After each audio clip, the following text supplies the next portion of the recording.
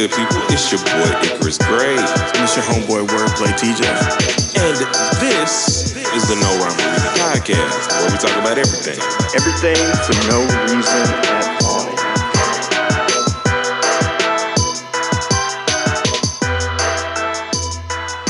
It took us about 6 months, maybe a little under that. Yeah, it spawned from a conversation that just made me realize, I'm 22 years old. I really don't know everything. I have so much to learn.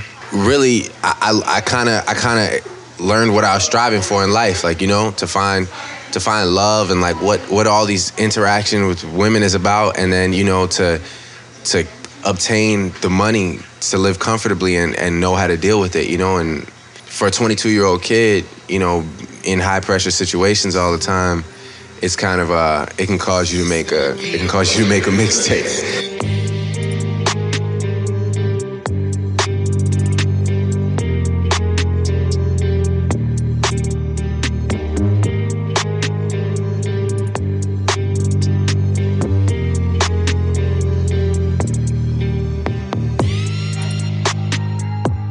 Before becoming one of the big three, Aubrey Drake Graham was making waves on the Canadian-based show Degrassi: The Next Generation. He was on the show from 2001 to 2008. He began bubbling musically with his first mixtape, Room for Improvement, in 2006, hosted by DJ Smalls, with a notable feature from Trey Songz. The project used original beats, which is a departure from the borrowed beat style of the mixtape era. His next project, Comeback Season, in 2007, is a foil to his first project as it uses more famous features and popular instrumentals. After 2 successful mixtapes, Drake's third effort, So Far Gone, causes a bidding war between labels. We think without this project, Drake would have continued to carry the torch for Little Brother and Kanye West and other lyrical rappers. So Far Gone is different because it caters to a new audience. He runs away from the guys who talk about Joe Budden in the hip-hop forums, and he wants to give women confidence in their relationships, sexuality, and in life. We're going to explore why So Far Gone is the only project that could have done this for Drake, and who and what propelled him to the big three. These are some of the elements that Drake and his team used to make So Far Gone an overwhelming success. Jazz Prince is the first critical piece to this puzzle. In 2008, Drake received an invitation to Lil Wayne's I Am Music Tour at the peak of Carter III Lil Wayne. This invitation wouldn't have come without his connection to Jazz Prince, the heir of Rap-A-Lot Records. Okay, so you're in Houston, Drake is in Canada. Yeah. How did you come across Drake? MySpace. I'm the internet man. I know how to get on there and find what I like. And I came across his page, and I was like, the fuck? And I look like Toronto. I think that was like the first time I ever even heard of Toronto, Canada. Honestly, I was like, Toronto, where the hell is that at? I was like, he's dope. So I sent him a message, and he responded. So. Okay, so you found Drake on MySpace. It was brand new. It was, I think, the Comeback Season mixtape, and he had a video, Replacement Girl, him and Trey Songz. That's where I was like, okay. Lil Wayne didn't like Drake at first, but warmed up to his songs. Jazz was secretly passing beats to Drake in an effort to, brainwash Wayne into signing him. Drake was invited out to record songs with Lil Wayne and was signed to Young Money Cash Money shortly after. During these sessions, Drake recorded Best I Ever Had and the rest of his upcoming mixtape. He dropped So Far Gone on February 13th, 2009. The next element of the So Far Gone success is Trey Songz. According to Trey, they met in Atlanta and he saw Drake's talent in his music. Trey Songz saw that Drake would have the confidence in his music, but wouldn't have the confidence in everyday life. I actually met Drake in Atlanta. I was living in my manager at the time. I was living in his house, and he had an unfinished basement, and I didn't even have like a real studio. I had like an M-Box, which is like a small way to make music. I had 2 mic outputs. I had a little 14-inch laptop and a mic. It was cold as hell down there because we didn't have heat in the basement. And Drake came in, he had a Montclair jacket on. I was like, who's this light-skinned guy? Who is this? Right, and he played me a song called Replacement Girl. He was rapping, and there was a part where they were singing. I was like, who's that singing? He was like, I felt like he sounded like me. I was like, I want you to sing that part. He's like, you can change whatever you want to, but I don't want you. I said, no, it's dope how it is. And from then we started making music and we built a relationship. And but what made you with Drake? Like now Drake is a no-brainer. Yeah. What made you, in a sense, lend your talent and your name to Drake? Because I saw the talent in him. Mm-hmm. You know, now Drake ain't look like he look now. Like yeah. Cool as hell. Like, you know, he's rocking. What do you look like? Confidence is on heavy. You know what I mean? He wasn't that guy. You know what I mean? He was a little nervous. He was a little, you know what I mean? Like kind of, you know, timid. Mm-hmm. So, but when you listen to his music, you can hear that confidence in it.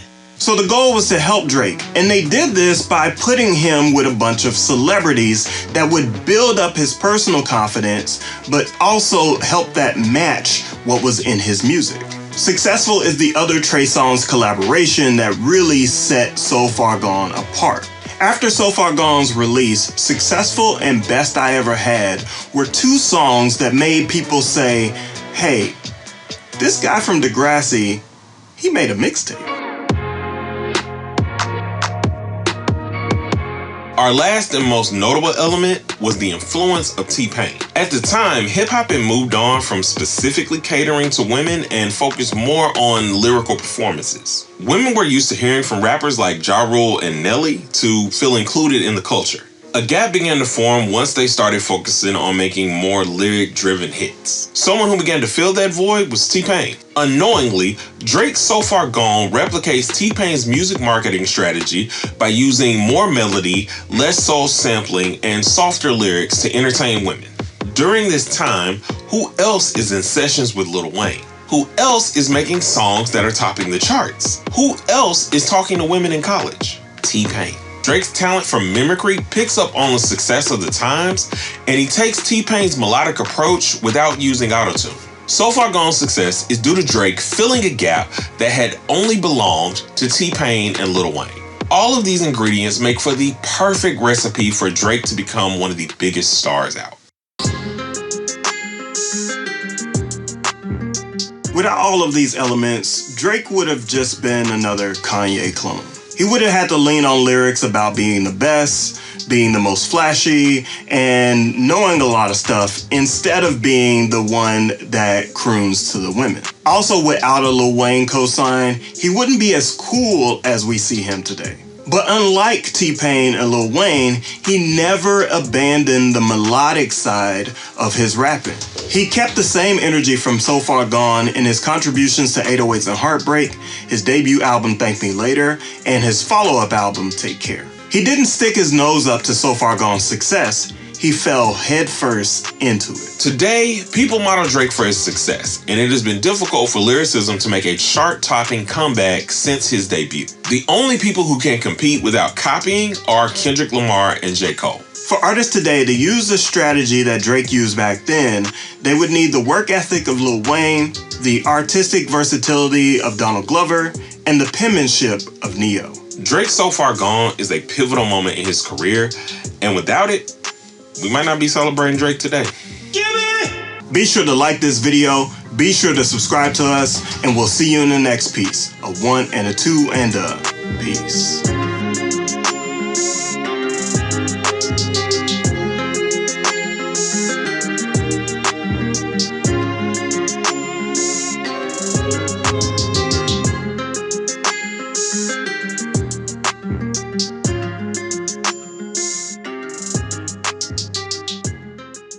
Before becoming one of the big three, Aubrey Drake Graham was making waves on the Canadian Canadian Jazz was secretly passing beats to Drake in an effort to brainwash Wayne into signing him. Be sure to like this video, be sure to subscribe to our channel, and we'll see you in the next piece. A 1 and a 2 and a peace. I almost flipped you off.